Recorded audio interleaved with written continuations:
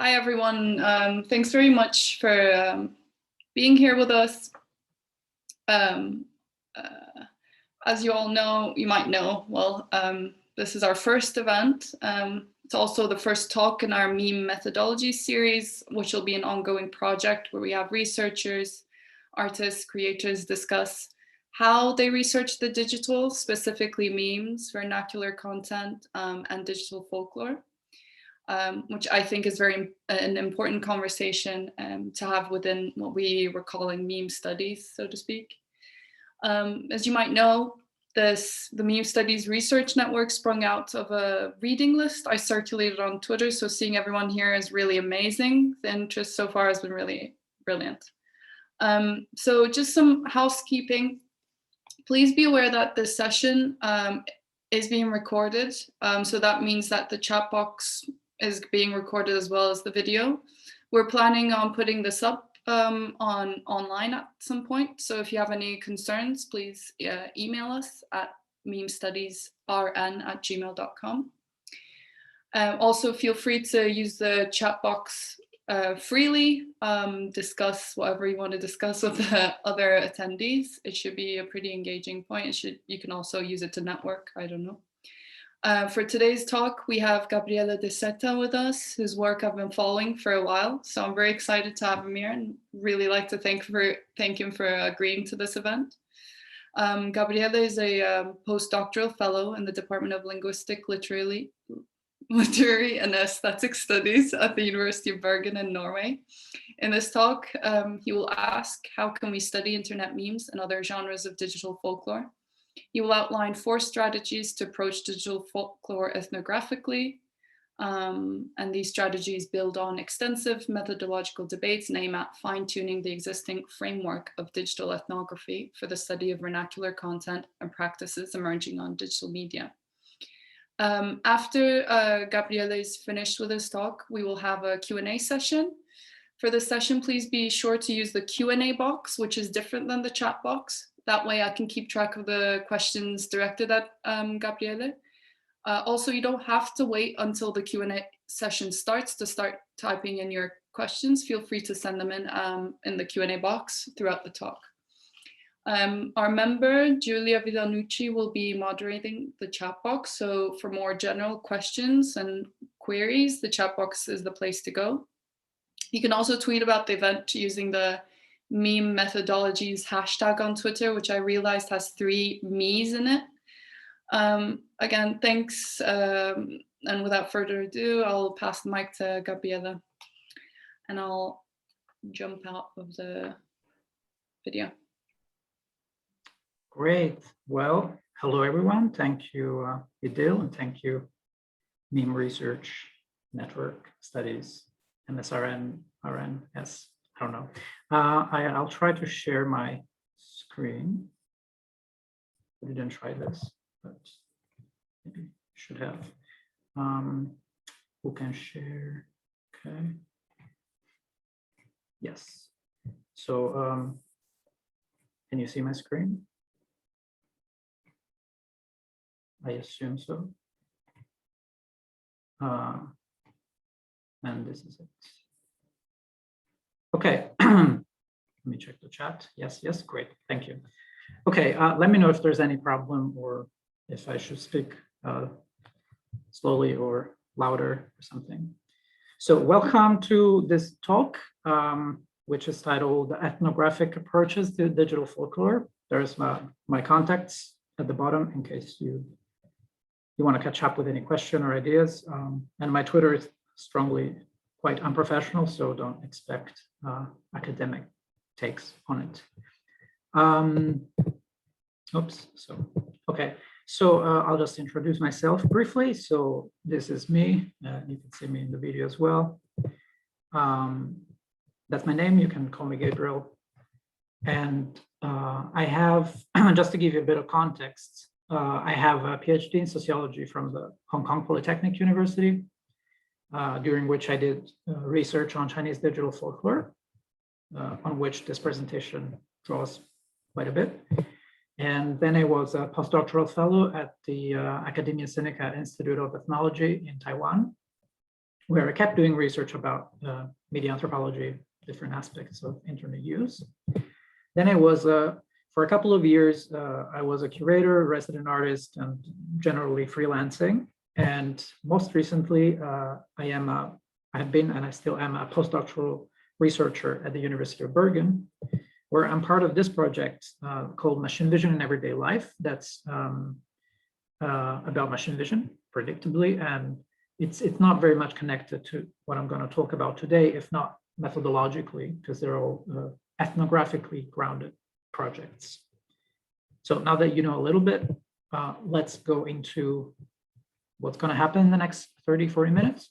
I'm going to just introduce briefly the main question of today, which is, can you do ethnographic research about this stuff? So about digital folklore, about memes, about vernacular creativity online.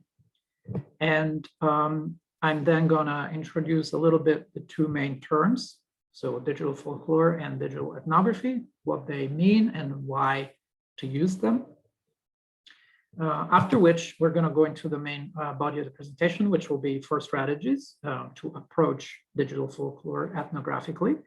And these strategies will make more sense when I explain them later, but they are: follow the circulation, participate beyond observation, probe vernacular aesthetics, and archive, preserve, curate. Then, who knows? And then we're going to have a very brief conclusion to wrap this up. So I just want to emphasize that this is the one time of the year when I make a totally unhinged PowerPoint presentation, because I've been doing a lot of conferencing and talks, and I'm usually quite professional, but today I just let go. But if you're interested in reading more about this, actually, the whole talk today is based on this book chapter that I just submitted for revisions. So it's going to be properly written somewhere. And if you want to read it or cite it, or just give me ideas before it's published, if it's published, just get in touch. This is, I'm happy to share the preprint privately. So without further ado, let's start with the introduction. And my answer to the question is, yes, you can do ethnographic research about digital folklore and about this kind of stuff. And that's the main point of this presentation, really, is that you can do it. And so let's see how to do it. And just to give you a sense of my experience, this was in 2012-13, when I started doing research about Chinese digital folklore. These were my main field sites. So messaging applications like QQ or WeChat conversations with copy-pasted texts and emojis, emoticons, or funny memes, images, viral videos, all kind of content that this is the Chinese versions of it, but I'm sure you're all familiar with. And so this was one of the main kinds of fieldwork that I was doing and the stuff that I was seeing online. But the other kind also happened in China. In 2014, I started a 6-month-long period of fieldwork. And the very first week, a couple of weeks of it, was in Wuhan, which I'm sure it's a city you're all familiar with by now. And I was staying at a university campus, and I'm pretty sure this is the wall of the university campus or the dormitories. And this is things I would see during my fieldwork. So spray painted Angry Birds character on a wall and a couple of letters that in Chinese slang mean idiot or something worse. And so what I started noticing on fieldwork was that the kind of content and digital folklore that I was really familiar with online was also crossing over into the physical world of urban surfaces and linguistic interactions between people. And on one of the very first nights in Wuhan, I ended up in a dormitory or student housing with a bunch of students. And among the many things we discussed, they really wanted to show me some funny videos online. And one of them was this quite famous downfall Hitler meme parody video that has been extensively written upon. You've probably seen various versions of it. And this version in particular was subtitled with absurd Chinese transliterations of his German English lines, and also commented with this typically the scrolling comments that are quite popular in China, that they scroll over the video. And so even on the very, one of the very first nights on the field, I was like, this is amazing. I don't even need to ask. People just share things to me. This is exactly what I want to do research about. And what struck me in that case was that one of the students gave me a comment that I would hear a lot throughout my fieldwork, which is, really, you can write a dissertation about stuff like this, which I'm sure we're all familiar with, these kind of comments, because these materials seem quite trivial or everyday or perhaps not worthy of attention, especially academic or social science, humanities. So this led me to ask myself a few questions. So how do I explain that I'm interested not just in this kind of video or in this kind of platform, but in general, in this various genres of user-generated content that circulate online in different forms? How do I explain this to my participants? And how do I communicate why I want to trace and understand these kind of creative practices that the users themselves think they're quite trivial or everyday, not worthy of attention? And so this is why I started asking myself, can you do this research about this ethnographically, and how to do it? And this brings us to the two main terms that I'm using today, which are digital folklore and digital ethnography. So what do they mean and why to use them, why they're useful? And this is section 2. So I'm pretty sure that you're all familiar with digital folklore in some form. You've surely encountered copy-pasted, funny text, ashy compositions like this, or you've seen memes of WeChat, WhatsApp interactions, and funny reaction images, or countless memes across decades. And these even cross across linguistic contexts. So it's not just about English language internet, but everywhere in the world, there is this kind of playfulness and creativity. And theorists have extensively discussed this as cyberculture, internet culture, new media culture, or digital culture. There's a lot of names for this. And I always thought that the concept of culture is notoriously slippery in anthropological theory. So I started asking, okay, what if we thought about this through, instead, the idea of folklore? And actually, by reading through literature and going back in time, I found a lot of examples, starting from the 60s and 70s, where some folklorists were actually tracking the rise of Xerox lore, so photocopy folklore in offices. Stuff that, if you look at it today, looks very much like the memes we share on Twitter or Facebook, but they were being shared in offices through photocopy machines. And other authors have written about cyber folk art to discuss early creativity of this sort. And others, like Oli Lilin and Dragan Espenshade, have famously written about the culture of GeoCities webmasters as digital folklore, which is the term that I adopted and I tried to theorize and put together a definition of in a book chapter a year ago or so. And so I put the definition here so we can just keep it in mind. I just defined digital folklore as the folklore of the internet, a vernacular emerging from below, and a folk art created by users for users that coalesces into a repertoires of jokes, memes, and other genres of digital content. So with this expansive definition of digital folklore, we can look at the other term, which is digital ethnography.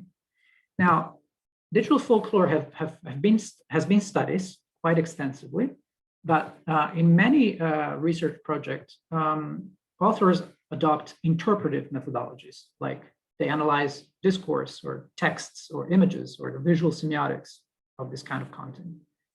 And to me, it always struck me because anthropologists have always had an interest in folklore, and ethnography, that is the methods that anthropologists use, is actually optimally suited to study this kind of vernacular creativity and practices. So I guess, in this case, this is me driving you all and this talk towards the exit that is digital ethnography. So let's adopt ethnographic methods to study digital folklore.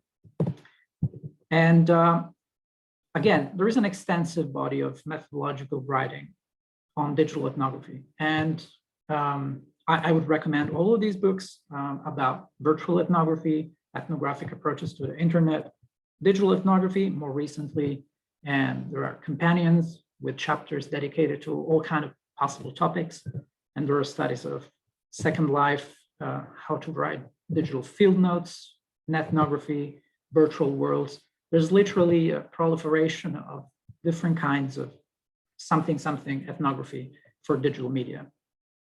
So it is an extensively articulated methodological approach that I encourage you to go look at, because there can be a lot of ideas useful in there.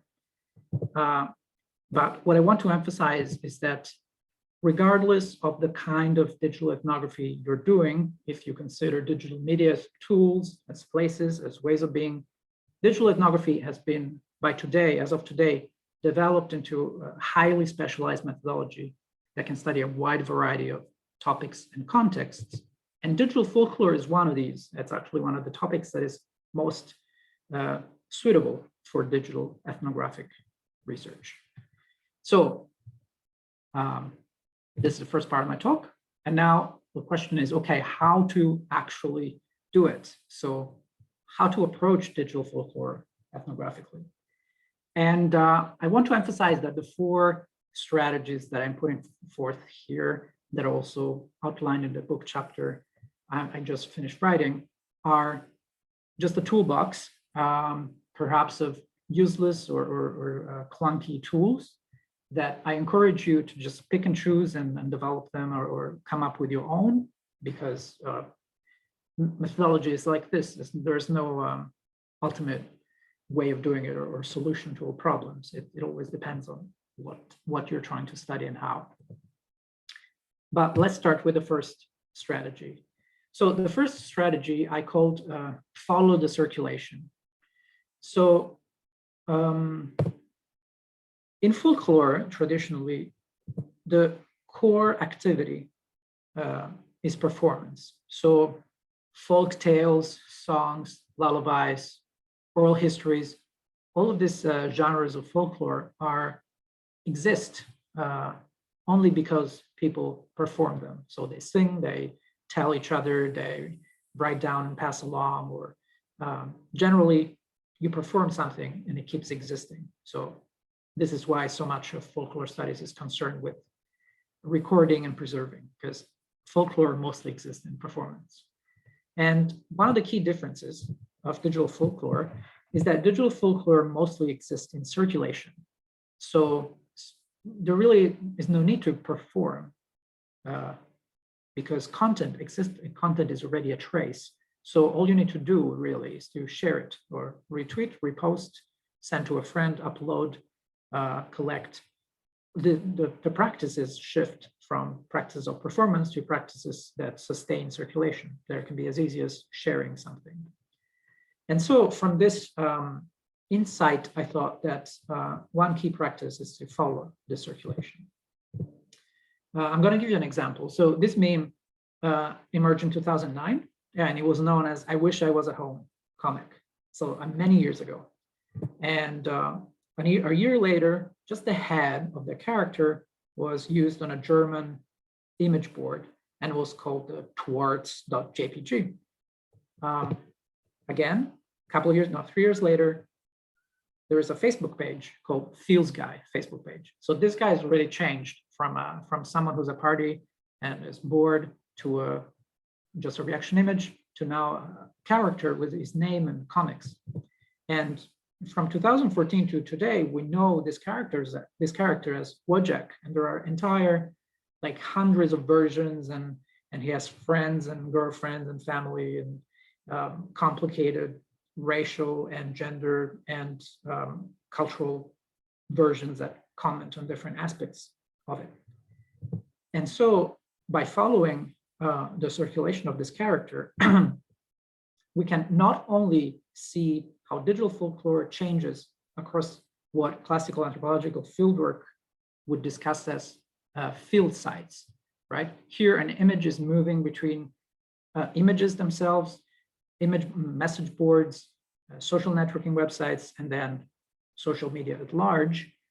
But we can also see beyond the multi-sided that George Marcus defined famously, we can also look at how things change in time. So we can do a kind of multi-timed ethnography. We can see by just following the circulation of an image, how things change over a decade or more of content. So this is what I mean by following the circulation.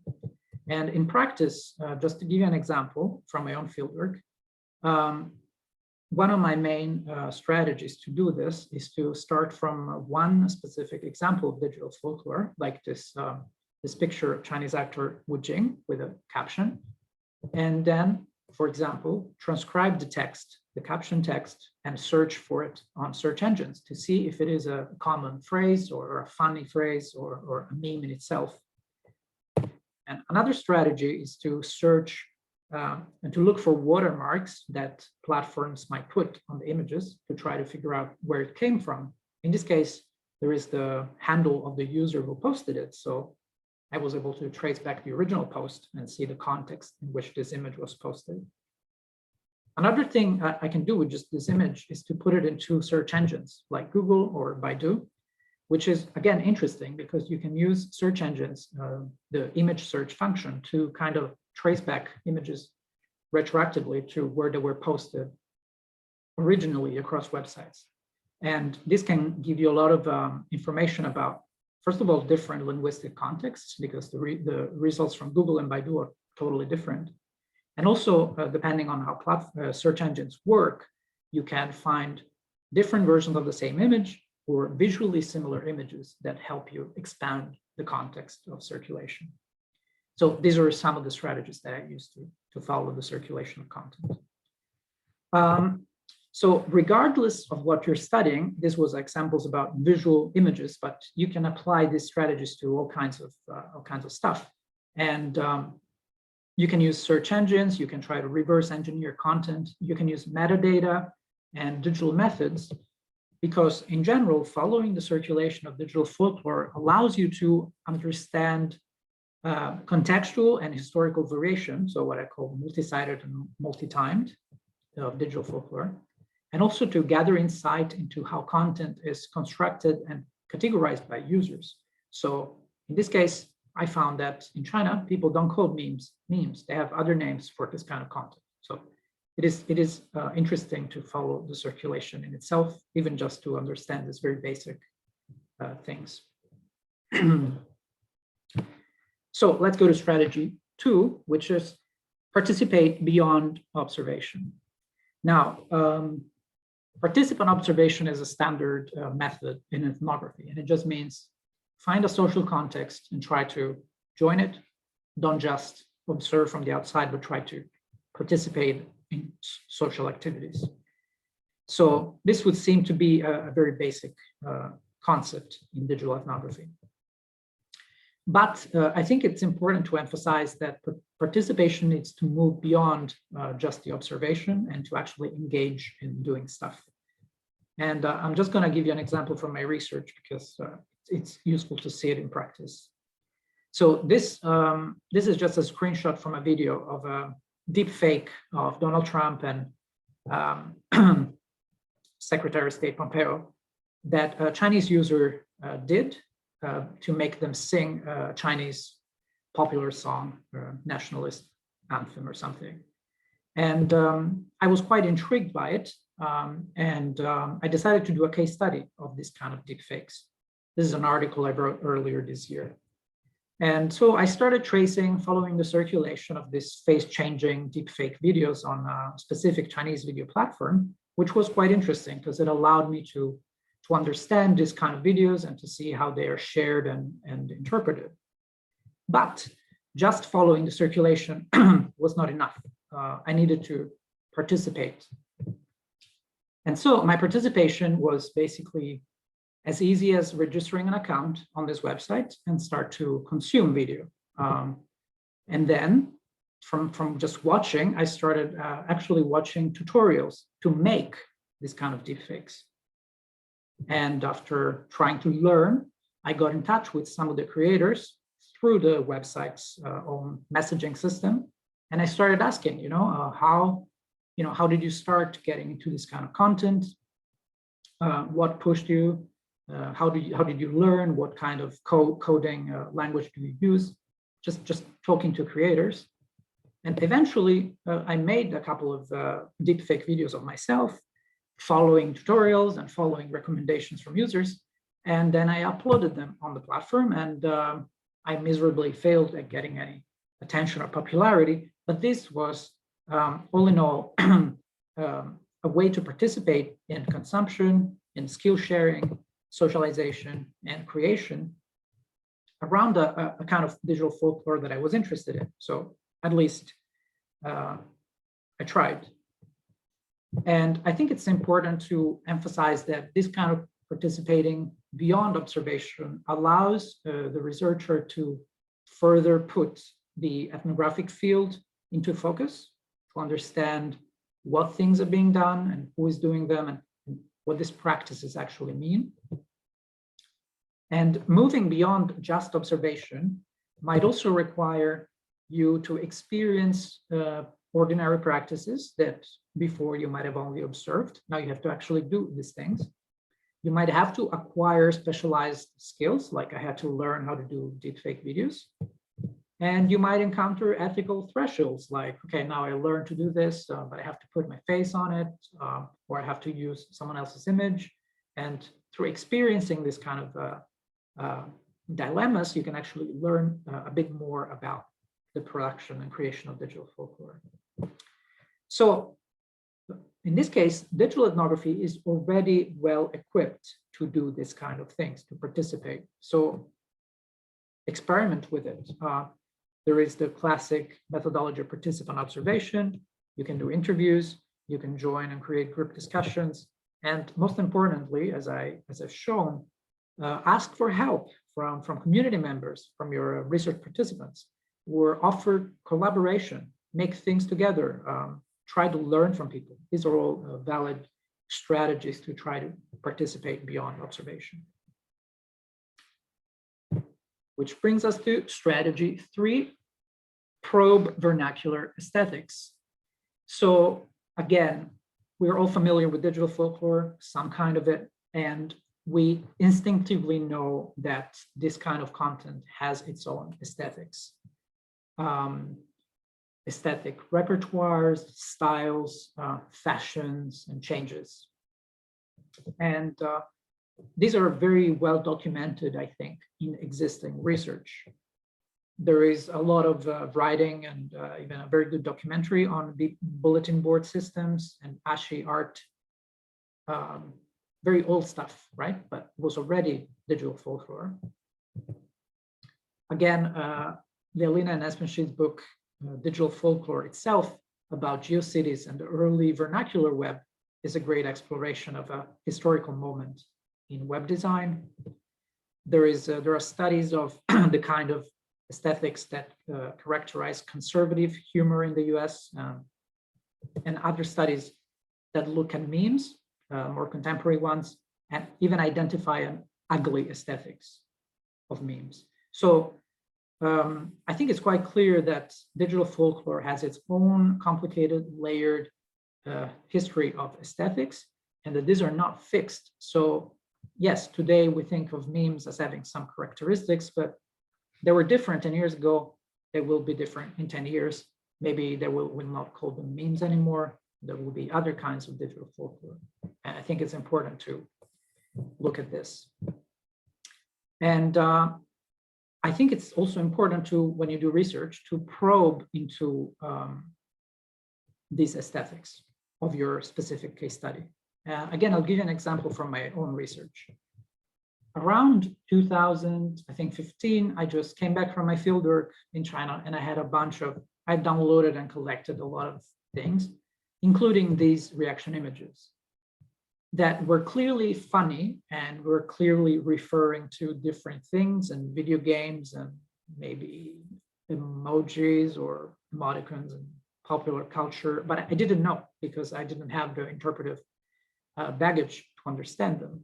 So what I did was go back to one of my research participants and just ask him, can you explain to me what this means? Why are they funny and why are they designed like this? And I chronicled this whole exchange in an article, and it was quite interesting because just from following the circulation and in participating and sharing this kinds of digital folklore, I could not crack the aesthetics of it. But by asking a user, we started, for example, finding out the original image from which these other images were then created. And then we also figured out that this image was in turn a re-elaboration of an emoji on a Chinese instant messaging app, that it was mixed with the faces of a Korean celebrity and a Hong Kong celebrity. And these all came together into creating countless variations of this funny image.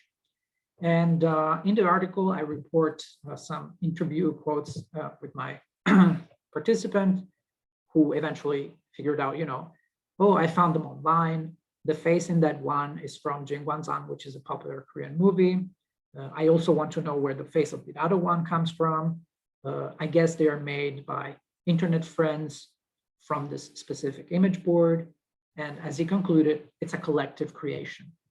So there are countless versions of this meme, but it was only through dialogic interaction with, in this case, one specific user, but it could be many, that I could understand and probe into how aesthetics are created through vernacular practices of collective creativity that mix all kinds of materials from different sources you might not have an idea about as an external participant or as a researcher that is perhaps unfamiliar with the context.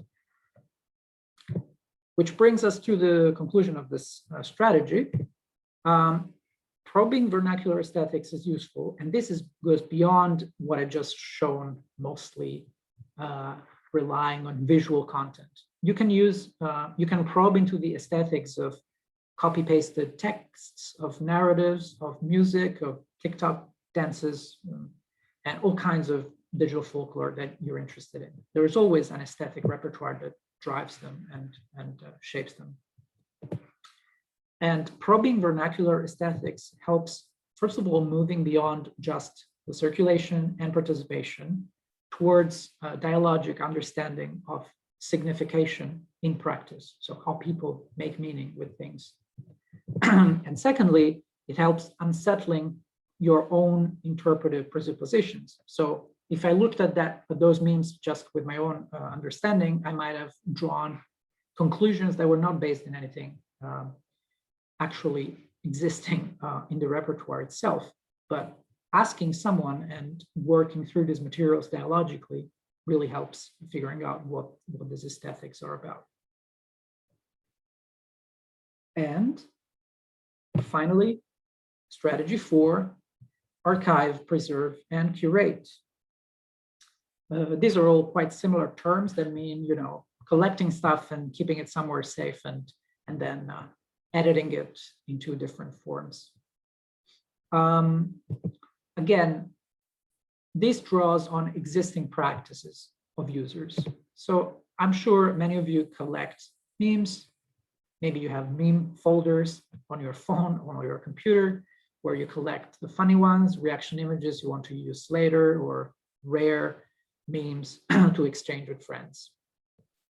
But there are also other practices of collection and preservation. For example, well, these are personal archives, but there are also Facebook groups like Taoist memes, or there's countless of this kind of social media-based archives that are shared collections that users contribute to. And there are also compilations, like when Vine stopped existing, a lot of people saved their favorite vines and put them together into YouTube videos that you can now watch on YouTube. So they're best of curated collections made by users for other users. And finally, there are larger, almost institutional databases like knowyourmeme.com, where memes are extensively collected and interpreted and traced through statistics and versions. So all these kinds of curatorial practices can be actually used for research. And they help researchers making sense of content that, as Annette Markham has said, is often tangled in a dense network of unfathomably meaningful data trails. So again, just to give you a couple of examples from my own research, during my PhD, I ran this Tumblr-based archive of basically all the memes, especially images, that I collected during my fieldwork. And it's still online.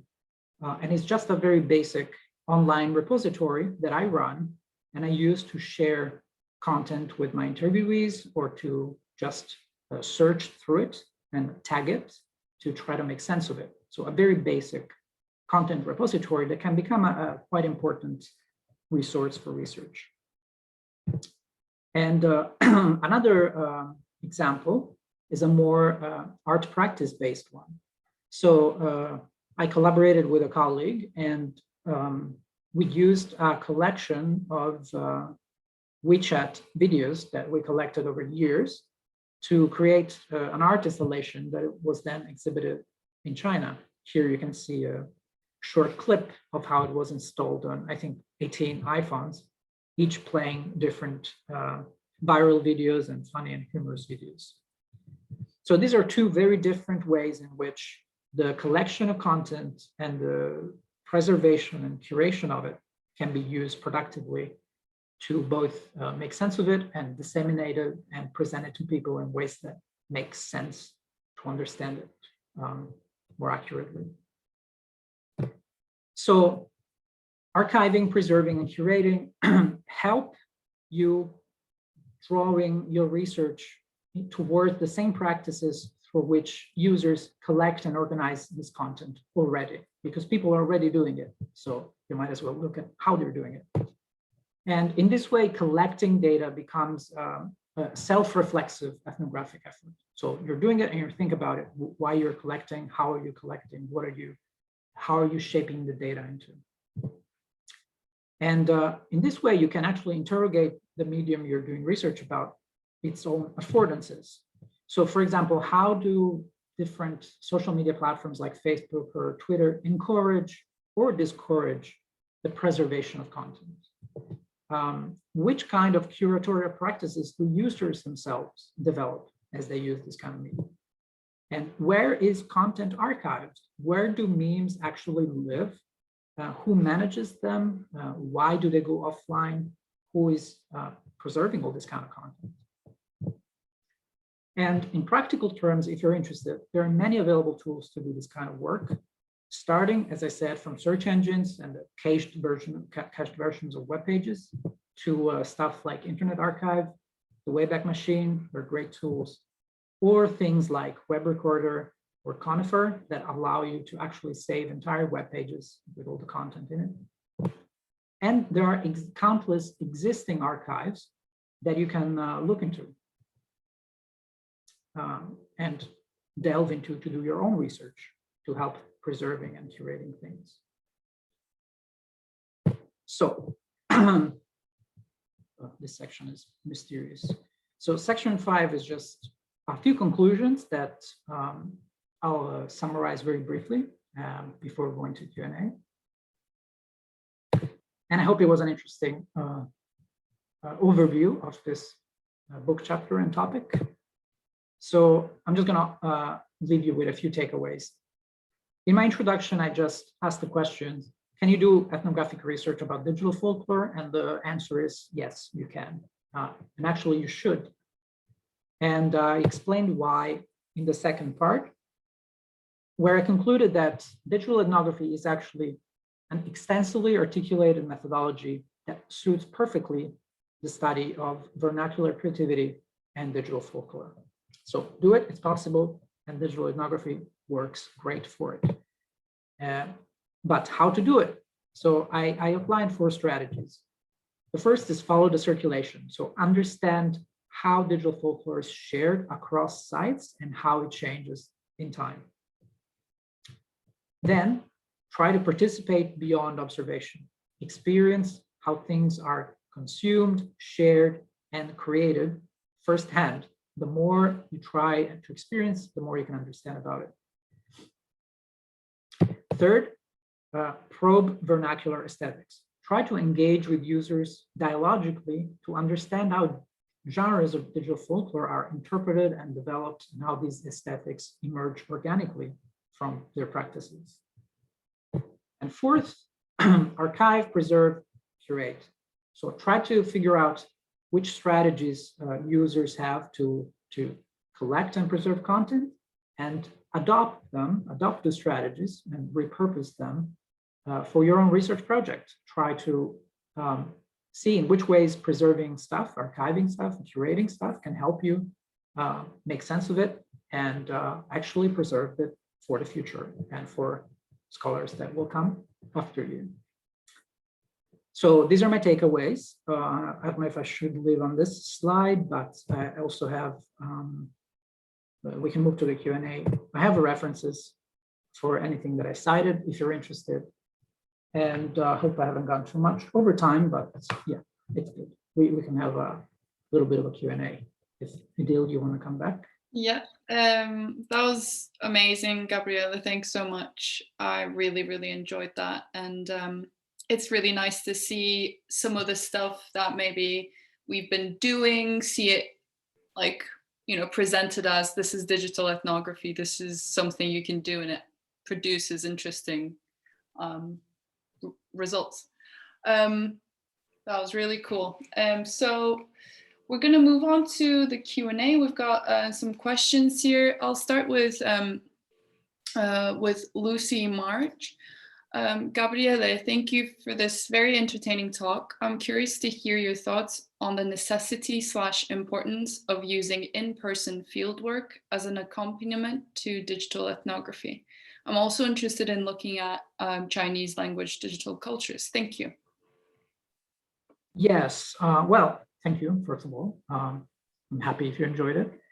On the necessity importance of using in-person fieldwork, so there has been this debate consistently in digital ethnography about, okay, is it all online fieldwork? Is it real fieldwork? Do you need to go to the field?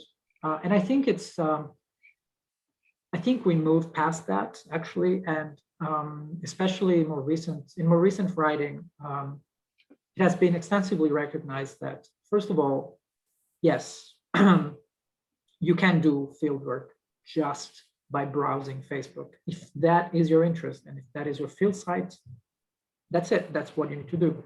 Tom Boylstorff did pretty incredible ethnographies of Second Life. He never went to, you know, places. I mean, maybe went to conventions and stuff like that, but most of it was inside Second Life because that's your field site. But on the other hand, our everyday lives are profoundly entwined with digital media of all kinds. So they're all like, you're always online pretty much. And how you do your research and your fieldwork really depends on the field itself. So what you're interested in, are you interested in how people experience being online somewhere, or are you interested in their everyday life and how the digital fits into that? So I think what is important and necessary is doing research that reflects your topic, your interest, and your own construction of the field. Then, you know, will work out. So, and as for Chinese language digital cultures, there is more and more research about them. I can give a lot of recommendations if you're interested. Just feel free to get in touch. Awesome. Yeah, context matters, and it's like, I guess it's the ethnographer's decision in the end of the day. Yeah. Ewan says, have you noticed any common trends or patterns that memes go through or tend towards in your research? Yeah, I mean, overall, I would say these trends are not, I don't think you can find anything in terms of like aesthetics or content, because those really depend on the context, as you said. So in China, memes as a word doesn't even exist, for example. There are other terms. And so I think we tend to see, to project on memes cultural trends that we see in our own societies. But overall, there are definitely some structural trends. So memes and this kind of digital folklore overall tends to work in these chains of variation that get increasingly complicated. So they start from a single piece of content, like the Ever Given ship a couple of weeks ago. It's just a ship photo, and then in 2 or 3 days it becomes a crazy variety of content, and then it dies out. So this, for example, is a quite interesting structural trend that you can always see in digital folklore. I don't know if it depends on the medium, on the fact that it's the internet, but I think you can identify these kind of macro trends or patterns. Yeah. Yes. Yeah, there is no, as far as I know, there's no word for meme in Turkish either, and it's but the mimetic content is obviously there. It's just it just manifests in kind of specifically, yes, specific ways. Luciana Musello says, "Hola, Gabriele. Thank you for a very nice talk. It's often advised that digital ethnography shouldn't be limited to the online world. What are your thoughts or experiences on this when it comes to researching digital folklore?" Yeah, I think that's great. I think that's a great question. And also, I hope that more and more people transcend this idea that digital folklore is just digital content, because it's already not. As I said, as I shown, you can see it sprayed on walls. You can find stickers and merchandise of the most popular memes. There is a material culture to it aspect that I don't think has been written about a lot. So yes, definitely. Look into it. Look into the material culture of digital folklore, because it exists and it will keep crossing between online stuff, digital content, and material content when it sells. So definitely a great direction to go. I know this. This name I don't know how to pronounce because I think it's Irish. So I'm really sorry for doing what I'm about to do to your name. Kale says, "What do you think is the most effective way to do preservation now that the big platforms have massively clamped down on political content, etc.? And in the same vein, how do you see the big platforms influencing digital folklore by declaring certain images or words out of bounds?" Yeah, that's very important. I think there have been clear shifts with the platformization of the internet and how digital folklore is created, shared, things becoming more locked into proprietary formats, like GIFs become part of like Giphy, and then you have to search for them into Facebook, and you don't really know how to add your own. It definitely becomes more complex, and preservation also becomes more complicated. I would encourage people to just do it, preserve as much as you can. And there are tools to preserve things besides just saving images and saving content or taking screenshots. There are tools to do a bit more refined preservation of dynamic web content, for example. But for sure, like apps are quite difficult to preserve because they're all proprietary. You don't have much control over content. So I think an important part of this work is also developing tools. They're not quantitative, downloading entire Twitter, but actually tools for qualitative researchers to help us preserve things where they're getting harder and harder to preserve, which is definitely happening. Also through censorship, as they noted. Kevin Pollux asks, when you're studying the aesthetics of memes, are you not necessarily using interpretive methodologies instead of non-representational methodologies? That's a mouthful. Yeah, I mean, I guess I guess it depends what you mean by interpretive, how broad you think of them. What I meant was that I try not to do what a lot of studies do, which is getting a corpus of content and interpreting it, saying, oh, this means that and this means that, but instead to do it dialogically and ethnographically. So talking to people and asking them about how they interpret it. So it's not about what I think of a certain piece of genre or trend. It's more about, I don't know what it means, and ask someone to help me understand it. So it is their interpretation for sure. Yeah, I haven't thought about non-representational theory in general and its relationship to this. Just because I didn't need to, but I'm interested to hear if there's any thought about how to apply non-representational methodologies to this kind of stuff. Mm-hmm. Okay, thank you. Jacopo Ranzato asks, thanks for your talk, Gabriele. I'd like to ask, how would you suggest to set boundaries to separate the digital field from your everyday social media fruition? Using Facebook as an ethnographic site, I often found frustrating to be flooded by ethnographic data and images all the time. It's kind of overwhelming. Yeah, I have to say I don't do it. I don't set boundaries. I always found that actually the best fieldwork happens, when you're just scrolling and you start seeing stuff that you followed because you're interested in it for research. And I think that feeling of being flooded is actually part of it because many people experience it the same. So many people follow stuff and then they open Facebook or Twitter or Weibo or BK and they're flooded by stuff and you need to experience that same thing. If you compartmentalize and make it clearly into research, then it might be good. I think it depends on the person, but you also risk to just go browse that kind of content only when you want to do your 30 minutes of fieldwork, and then you're back to your regular very carefully curated social media life, at which point, you might be actually in a better position to say something about your social media use than what you're researching. So I think it's important to keep it as, as natural as it can be. Just try to browse things as you normally browse things, or to participate as you normally participate, and see what it can tell you. That's just my thought. Okay. Thank you. Manuel asks, are there any works that have already dealt with the topic that you would recommend us to read /watch/list? Yeah, for sure. I mean, I'm not inventing anything here. I want to make this clear.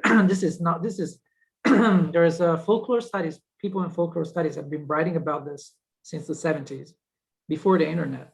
They were writing about photocopies, and then they were writing about early email, bulletin board, and they had written about methodology, how to use ethnography. And then anthropologists have followed suit with early studies of human-computer interaction. I'm putting the references here back.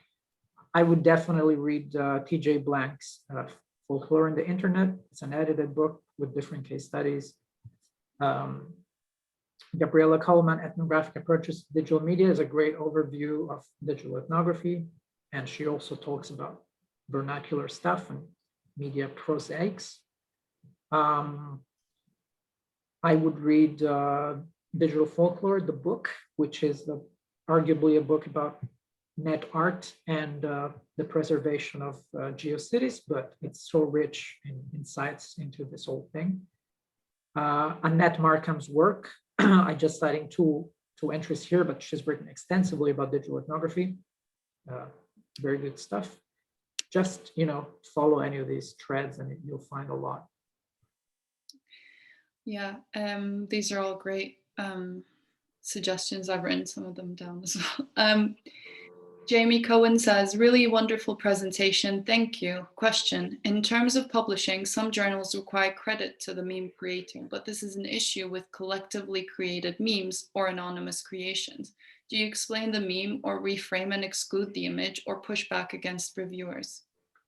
Yeah, this is a sadly a very important question. It really depends.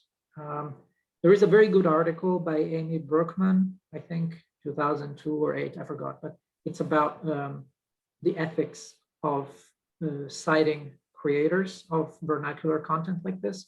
There are probably other articles as well, but in general, there are discussions about, okay, do you need to cite creators of this kind of stuff? Maybe ask them if they want, if you can find them, but what happens if you cannot find them? Should you cite their username if you can find that at least, or the source or the original link? It's really up to you in terms of ethics. I try to cite the creators when I can find something about them or when it's relevant to a specific piece, but not for the ones that are widely shared. But in terms of journals, just try it.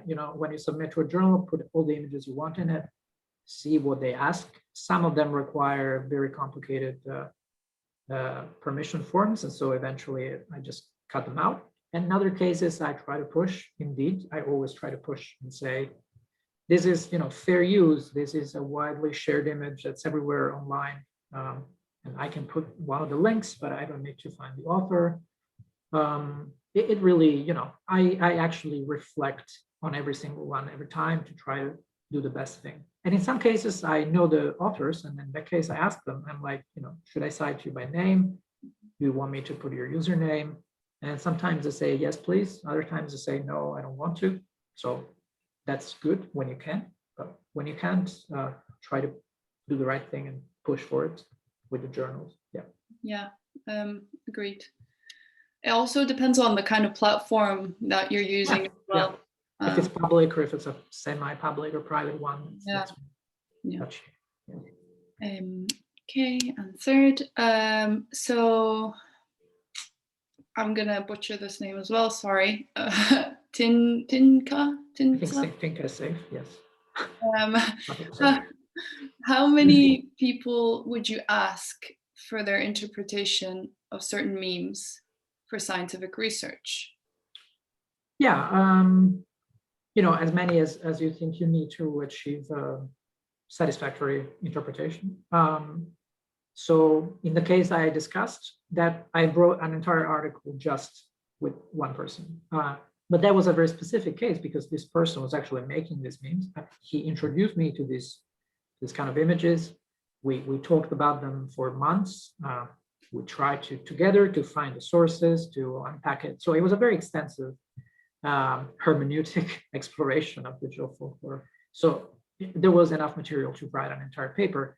But in other cases, like for deepfakes, I asked quite a few people because some of them I asked them and they don't know much, or they don't want to talk, or they have very cursory responses, and I need to dig in deeper before I find interpretations that I think are useful. And also sometimes interpretations are very straightforward, and others they're contested. So you might ask someone and they tell you one interpretation, and then another person tells you a totally different one. So in that case, you need to ask more until you get the kind of saturation that you feel comfortable with, and it says something about the topic that you want to write about. So again, qualitative methodologies often rely on self-reflexivity, and ask yourself, did I get enough? Is this covering enough ground that I don't need to put my own interpretation in here? And does it work? So yeah, and I know that you actually talk about this quite a lot in your article, Three Lies of Digital Ethnography. So if anyone here hasn't read it yet, I'd definitely recommend checking that out, because it also, with reflexivity comes like a radical sense of like honesty that you have to really apply. Yeah. Sometimes when we're researching things, we know better, but we still kind of, make certain choices, and that also, like, I think definitely affects the way we present our research. And it's not a bad thing or a good thing. It just is, isn't it? Yeah, so I think that's all the questions, and they're all very, One last question, Gabriele. Yeah, I'm happy to stay a bit more. I mean, I don't know if the talk needs to end, but Okay. No, I think, well, we've got like 7 more minutes, so it should be fine. So Nick, hi Nick. Nick is from the Bard a college meme lab. Actually, they also run a lot of really, really interesting talks that I've had the chance to attend. He asks, I love this talk. Apologies for the meta question. Never apologize. But I've also noticed through a number of meme research talks, memes are used to illustrate concepts. While making this presentation, how did you source this content? And do you feel this approach to speaking about memes lends to this research more accurately? yeah, for sure. I mean, it's easy, right? And but it's also fun. That's why I did it, because as I said, I do a lot of PowerPoints throughout the year, and this was, was definitely more interesting and funny, and less pressure to put it together like this. And I also hope it is illustrative. I think it is illustrative, and I wanted to like foreground how even the aesthetics of bad PowerPoint backgrounds or bad fonts like Papyrus, Comic Sans, they're funny, and that's great. But they're funny because we already share a background that we built over decades, right? These were normal fonts 10, 20 years ago, let's say, and there were normal backgrounds. But today we know that they're kind of an in-joke for badly designed PowerPoints or badly designed web pages and stuff like that. So I think it's overall, it flows into the third strategy, that of probing the aesthetics of digital media, because this is also a way to probe them, to put things in a place where there shouldn't be. Something should look professional like a PowerPoint, but I'm putting memes in them. And how do I source them? Just Google them, or I have them in some folder, or I just think about them and I go find them back on social media. And I didn't cite any creator. I hope they're okay with it. Yeah. It should be fine, I think. Or I'll get fired tomorrow. Junio asks, if we still have time, I'm curious, he also thanks for you for the speech. If we still have time, I'm curious about the role that irony/humor has in this approach. Do you think it's a relevant element? How do you study it/use it? Yeah, definitely. I mean, humor is, I think, another huge area of research, humor studies generally, that I haven't talked about, but it's often connected to folklore, but also humanities, rhetoric.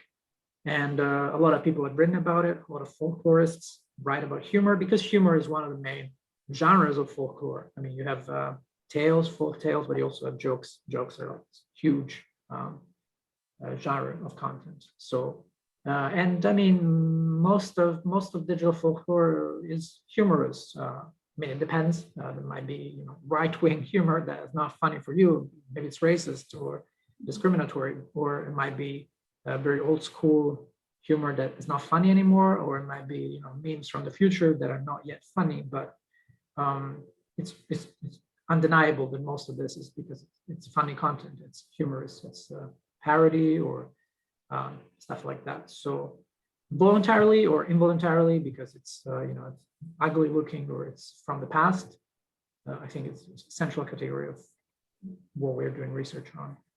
Yeah. That's great answer. Thank you.